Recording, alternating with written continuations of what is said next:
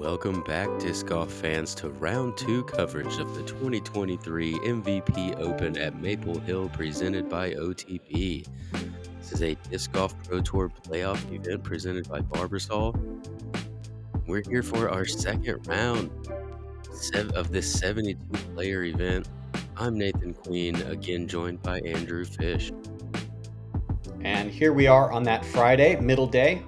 Definitely a little lower temperature, still pretty sunny, and some gusty and swirly winds. You see our card there: Eagle McMahon, Andrew Marwede, Luke Taylor, and Ricky Wysocki. Yeah, all pretty tight. 3 at 6 under par, Ricky at 5 under.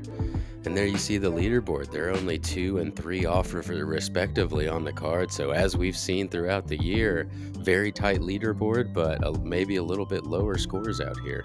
Certainly, and difficult to sustain that level of performance. Maple Hill is going to bite everybody at some point. Getting into those bag checks, Eagle McMahon putting with that D-Line Flex 3 Rainmaker.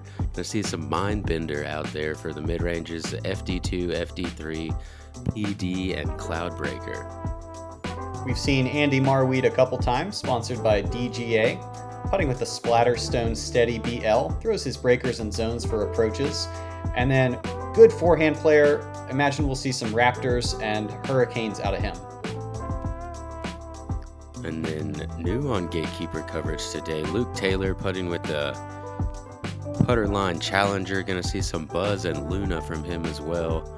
Undertaker, the Thrasher, one you don't see too often, and then the Nuke and Nuke OS. And Ricky Wysocki, we should all be pretty familiar with him. Zero Burst Dagger is his putter of choice. Throws the Trust and Justice for mids, and then gonna lean on Felons and Enforcers for his overstable shots.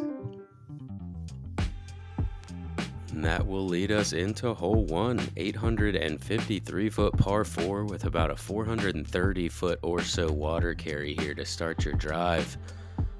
Once you get there, you'd like to get a little bit farther, honestly, and get past those larger trees so you have an opportunity to hit this small gap, which is surrounded by OB, to reach this long pin today. We are live on the tee. Up first from Boulder, Colorado, Eagle McMahon. And the longtime starter of these events at Maple Hill is Scooter. Greet you with a smile. And perhaps a little bit of sass about what's going to happen with the wind.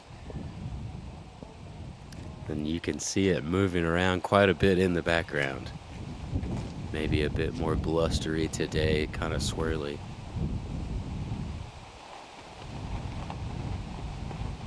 Eagle pulled this shot pretty far over yesterday. Left him without a good approach into the green. We'll see how he adjusts today.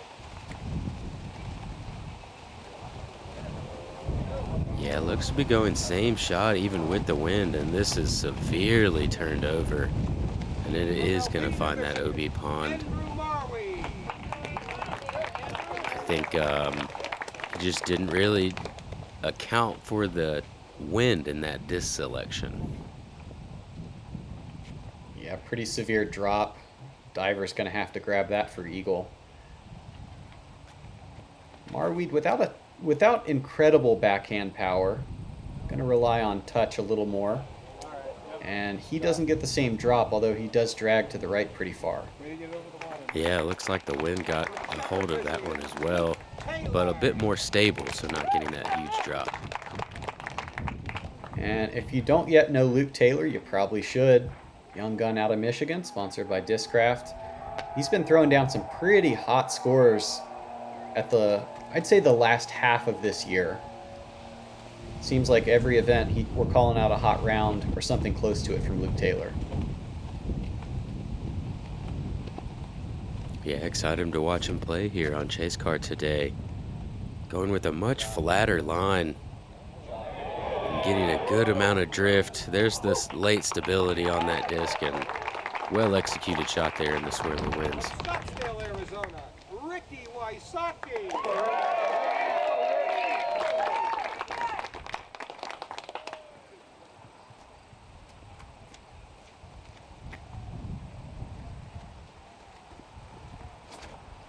And Wysocki, bigger hyzer on the release, perhaps anticipating that drag to the right, although he is going to stall out to the left. Possible he'll have an angle to attack the green, but the trees tend to be a little higher on that right side this season. Yes, it will definitely depend on where he landed in those trees and how awkward his stance is going to be. Eagle having to play from a drop zone here. Almost unreasonable to attack from that position, and you see he's left it even short of that mouth there, so he's going to have a little bit of work left now to get up and down for that bogey. Marwede not even thinking about the gap, just going to lay up short, and that's going to leave perhaps an awkward angle, either another forehand or a putter turnover. Rick to the backhand, which suggests layup to the mouth. Yep, no funny business here. Yep, just high hyzer. Gets it up there pretty well centered with that gap. I really like that this hole 1 is pretty playable, but even a 4 feels like an accomplishment in some conditions. Taylor with an errant second shot, he's left himself right of the mouth.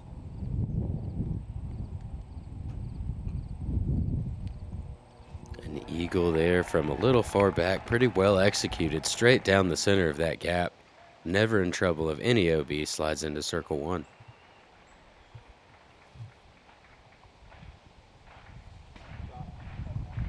And well executed bank from Andy Marwede. Should be able to salvage the 4 without a whole lot of trouble. And now having to cut the corner is Luke Taylor. Yeah, not something you want to do, and I don't believe, well, it worked out for him there. He's made it through. It seemed like he may have cut it even more inside than he meant to. I agree. The way he was lining up didn't look like that gap, but effective nonetheless, and that brings us to eagle, now putting for the bogey scramble.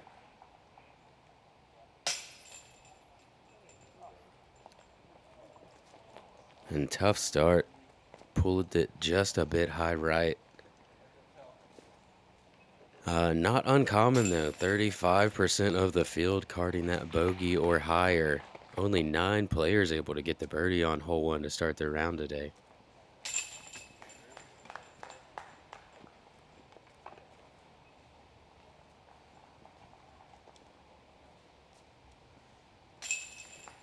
And the rest of the card able to get the no frills pars.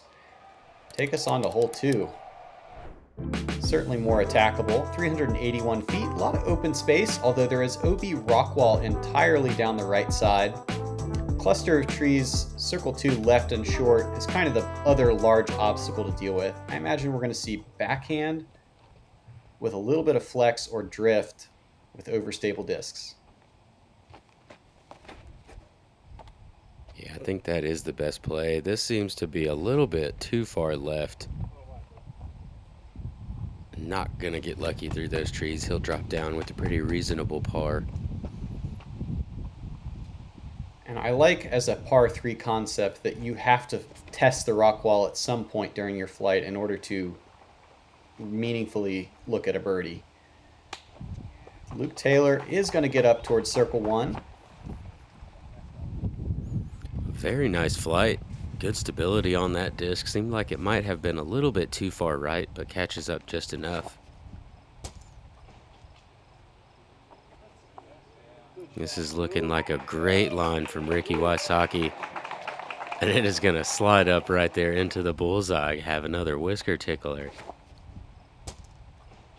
You see him lean on the overstability of that disc and then the slow fight out.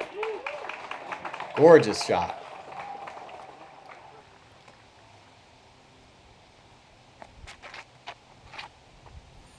Now, Eagle's been throwing more understable plastic this year, working on his backhand. And it looks like he does throw this on a hyzer, gets it to stand up pretty well. And going to be right around circle's edge. Clearing the rock wall there is a difference in 25 feet. Marwede might have had a little ambition there, but will settle for the easy 3.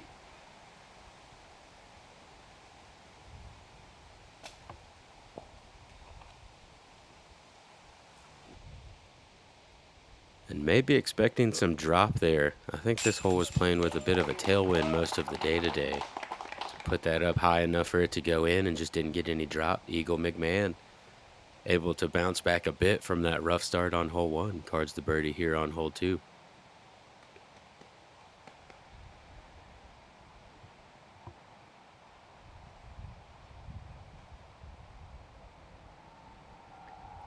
Luke Taylor lining up his par putt and converts that time. Much more direct putt than the first one. Kind of a silly lob over top of the basket.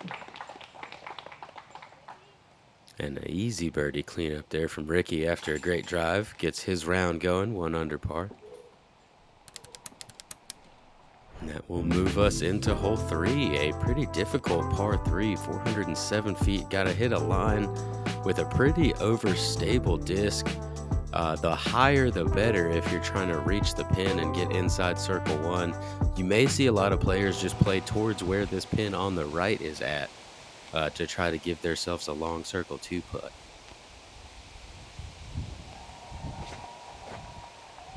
Wysocki, similar type of shape as his shot on 2, but that's going to stay down the hill, probably just an approach left.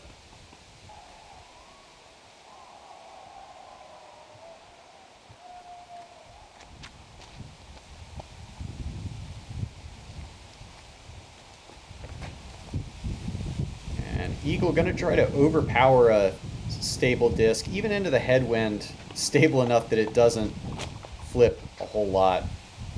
And now we'll boost down to the right. Yeah, but does travel most of the fairway, so should have a fairly simple par attempt from there. I think this is a good line for Marwede. He seems to get this type of flight fairly often out in the open. And Nathan Queen, fortune teller. Yeah, I have not seen, I did not know that was coming, but we're going to watch this one again. This is this Gatekeeper rewind. Just absolutely picture perfect drive from Andrew Marwede. It has it up high so it can catch that stability at the end. And speed control on point.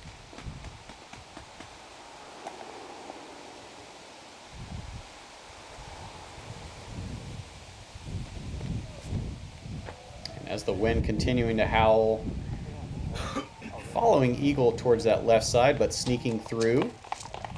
We saw Anthony Barella get a similar reaction yesterday. Questionable whether it's a putt worth running at this stage, however.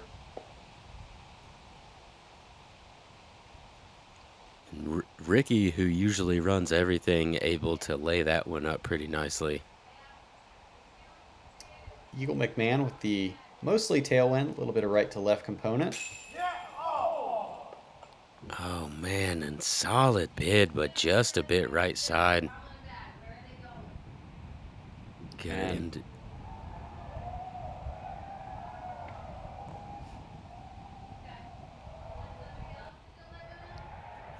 Luke Taylor trying to give that one a soft bid like we saw on hole 2, kind of high and floaty. Is going to be able to clean up that par though. And 3 pars to start, not exactly what you want, but as much trouble as there is, as long as you can stay away from bogey out here, you're kind of keeping yourself in it. What a shot by Simon. What a veteran play by Simon. Beautiful putt. Great putt. I'm blown away. Champion at the Great Lakes Open, Simon Lizotte.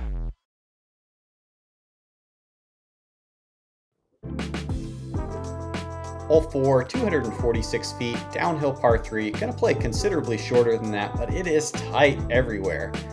Elevated basket makes the green difficult to stick and have a putt at also. Really a great chance for players to show off their creativity and problem solving. Yeah, I've seen lots of different plays on this one. I think this might be the first forehand we've seen this year. And man, does it look good. Gonna burn out somewhere in circle 2. Marwede, a very strong putter. We'll see if he takes his chances with the headwind. Wysocki gonna follow the forehand.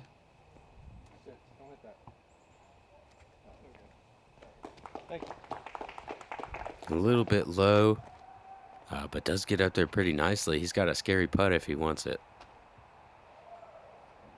And I believe we saw a backhand from Eagle in round 1. This time, quick flipping grenade and curls just to the whisker. Yeah, we haven't seen that one yet. We've seen some of the overhands, but the low throw grenade fighting its way through the trees catches a bit of a roll as well, but still inside bullseye. And I don't think I undersold the opportunity to show off creativity. That's actually the first time I've seen that play from any player. Yeah, creativity is going to pay off for him there. And going, looks like putting putter forehand is Luke Taylor. Yeah, extremely understable. Almost could have turned into a little cut roller there. And Andy Marwede, great putter. No, he's going to be aggressive. Gives that a good run. Hits high. Looks like he does stay in bounds.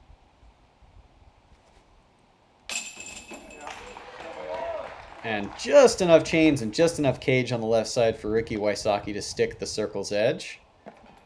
Moves himself to 2 under. Yeah, you see the wind moving right to left back there.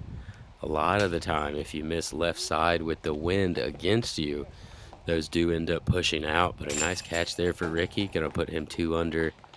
Eagle McMahon also able to convert for the birdie.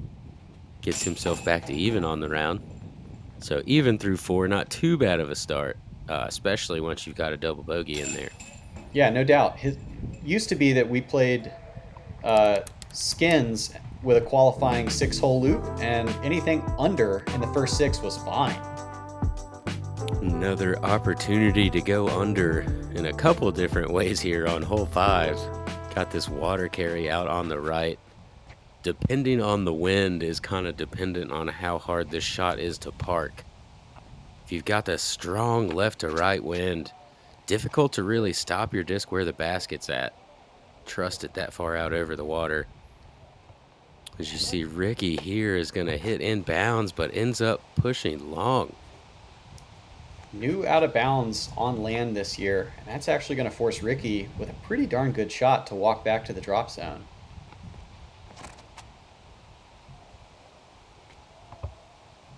McMahon also catching the crosswind, and he's going to be at circle's edge with a decision to make. Yeah, and that's what that wind is going to do to pretty much every disc here. If you flatten it out, you chance the wind catching the top flight plate and pushing it down and it not coming back. So really difficult to judge the distance or the width that you need on this one. Andrew Marwede looks like he's going to end up inside circle 1 on those trees there.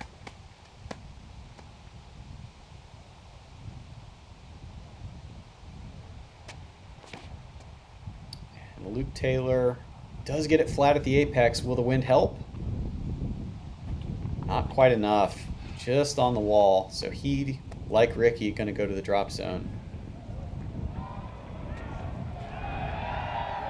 And with this wind, again, not really an easy drop zone. You're closer, so it's not as difficult, but you're dealing with the same type of effect.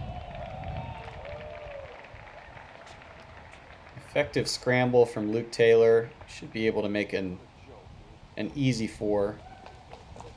You hear Rick, he's a little upset about having to go to the drop zone despite being dry. McMahon with the wind screaming in his face. Oh, man. And usually you feel like if you run those putts and you catch metal, then you've done enough to stay safe. But metal harming him in this case. He's going to skip off and go into that water. Now going to catch another bogey stroke.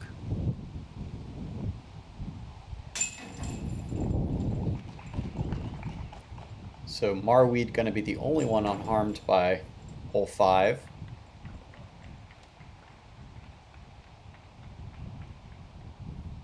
Yeah, he scoots away with the birdie. And put him 2 down on the round, well in the lead on the card.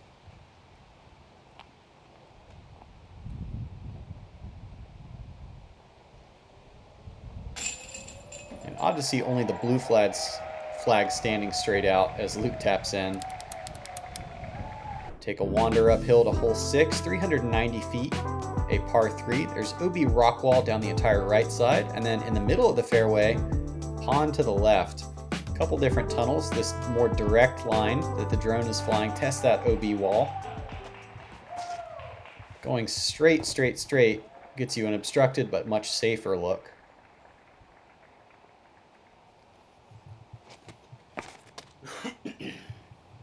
Marwede with the Raptor holds straight for quite a while. Kind of finds the island between those two proper fairways, but will have a circle 2 look. Yeah, that island is a pretty annoying place to be at. On this difficult hole, you can end up in a pretty tricky spot there and feel like you have to scramble very hard just to reach the basket. And Wysocki burns over his forehand a little bit. He'll also have to fight through that island, but from a more obstructed position.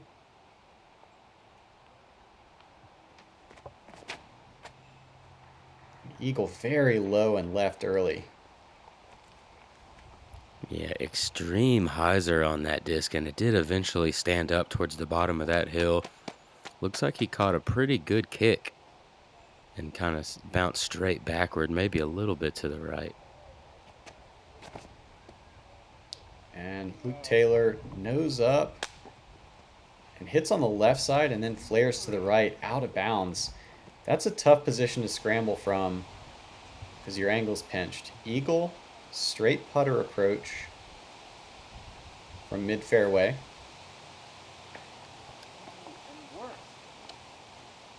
And not well executed, gets a bad kick also, gonna put him in a funny spot trying to get up and down to the basket from there. This OB rock wall down the right side paired with the tight gap late makes this very difficult. If you pull it over early, you can go OB. If you're just a little bit late and kick those trees, it's easy to go OB as well. Yeah, certainly. Good progress from Luke Taylor. We'll see what he's left with on his 4 putt. As Wysocki gets a little bit of fight into circle 1. Yeah, that worked out pretty well for him from a tricky spot. Looks like Marwede has a birdie putt here.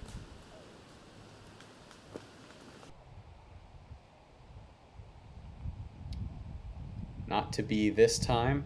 Wind seems a little bit slack.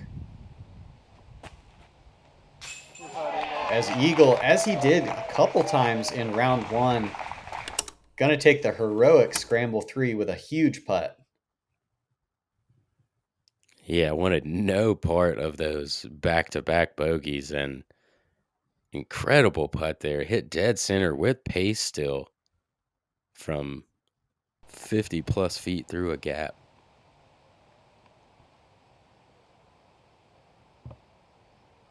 Now from circle's edge, Luke Taylor. And able to stick it, keeping just a single bogey on hole 6. Yeah, 40% of the field with a bogey or worse on this one. So not too uncommon to see that bogey stroke, as Ricky Wysocki also able to connect on a circle 2 putt to save his par.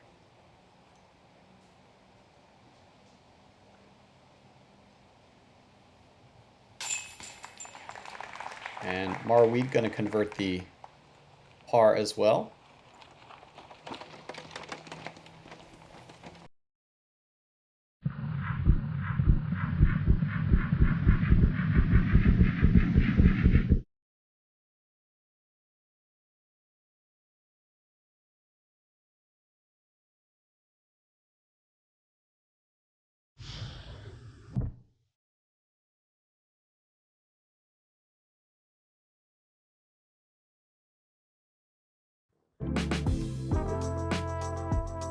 here we are at hole 7, a 404-foot par 3.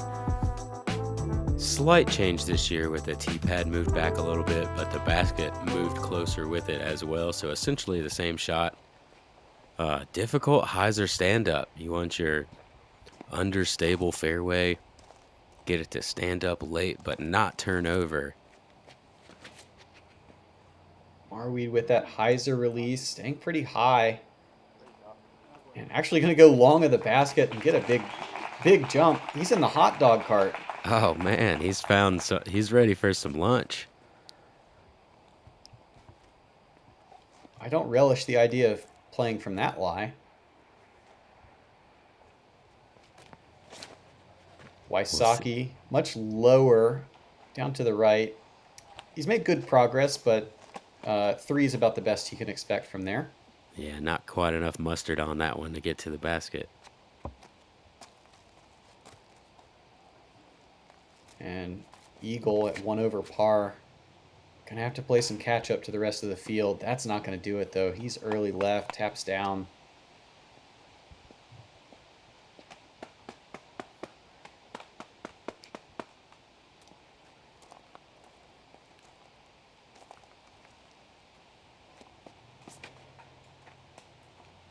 Luke Taylor gets a pretty good drive down the fairway here. Gonna catch just a little bit late drift on the right, but still gonna get pin height. Yeah, leaves a pretty long uphill putt, may be obstructed. Eagle to the forehand from the fairway. And well managed. And looks like good ground action to stop NC1.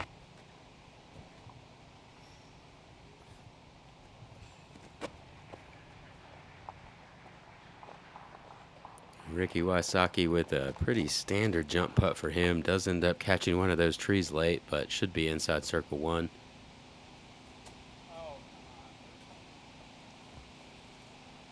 Not what Luke envisioned, but an effective approach nonetheless. So Marwede over here had to re-up on his mini stash, find him some cookies. Oh, the missed putt right in front of him. Oh, boy. And he'll dance that one off and move on out of there. And we've got the flags kind of moving back and forth. And hard to give that a full send with all the things going on as well as the downslope behind. But thank you for the entertainment nonetheless, Andy Marwede, who, don't look now, has a T1 next to his name. We'll see what happens after he taps in a par.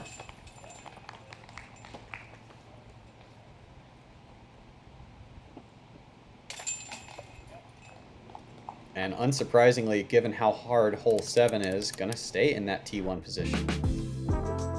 Hole 8, 364 feet, a par 3. Almost all of it across water.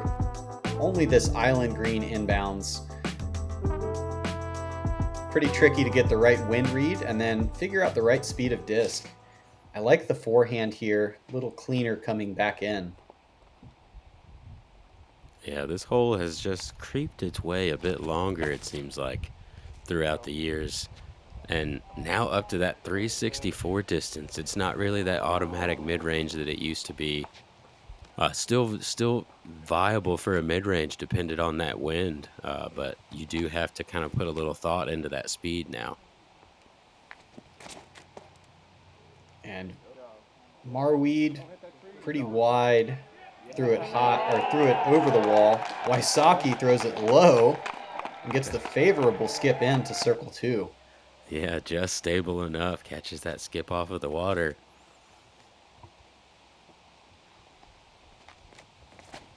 McMahon with that mid, going very direct at the basket.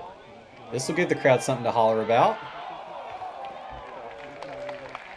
And so much power there from Eagle McMahon as just blasting past the basket, even on that uphill slope. Almost seemed like it sped up when it hit the ground to hit that wall.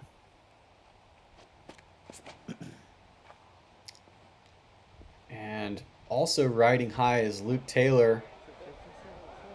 The wind just making this dance. actually going to be out of bounds after a backwards kick.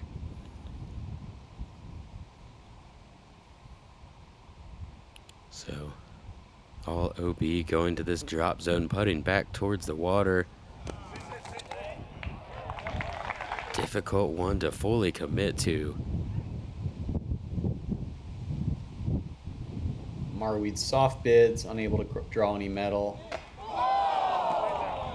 And Luke Taylor with the big wind drop. Gonna have to settle for a 4. And Ricky Wysocki giving the 8-hole something to cheer about with that long circle 2 putt. Not something you see too often here on hole 8. Carting his birdie back to 2 under par. Eagle McMahon just over the rim for his birdie as well.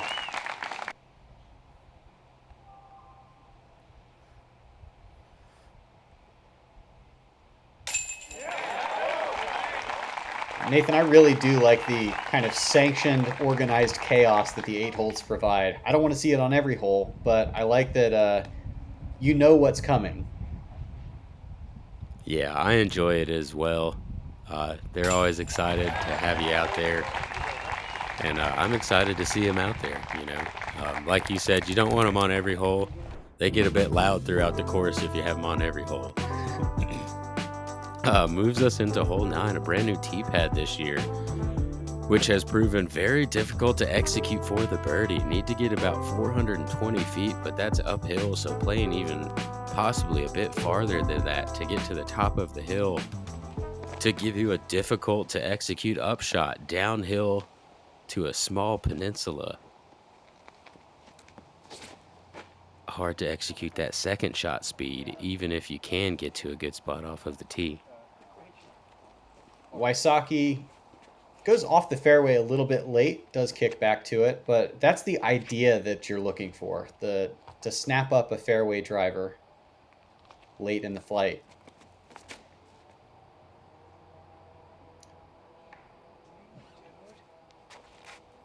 And seeming to be on such a good line, catches just the one tree left on the right side,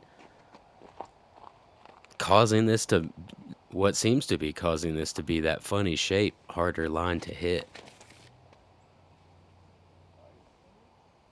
And looks like Marwede gonna be on the right side, may have an angle to get down the hill, but also just scramble city over there.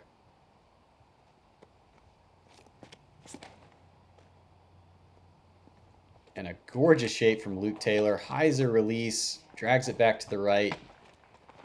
Wow. That looked to be early release, but released just perfectly with that very understable disc.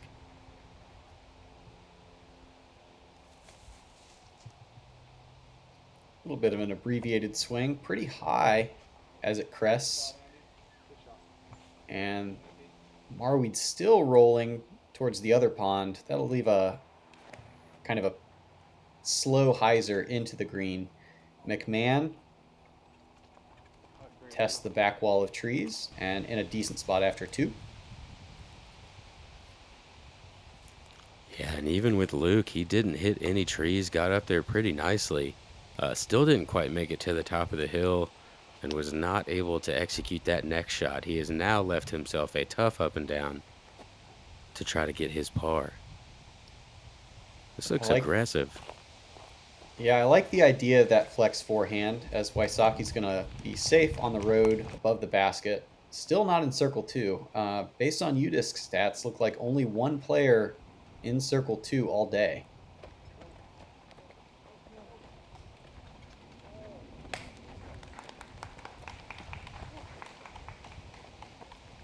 And very well judged for Luke Taylor. Sneaks over the out of bounds and onto that tight green. Do you know if those circle 2 stats or the circle 1 stats would count for being in circle 2? Yeah, if you've hit circle 1, you've also hit circle 2. So the only person that reached circle 2 also reached circle 1. and he was the only person to get the birdie on the day today. Parker Welk joins Aaron Gossage as the only 2 birdies here on hole 9. Marwede makes a great putt there to save his bogey after coming up short on the upshot. It's a good putt nonetheless, even if it is for bogey, and keeps his okay round going.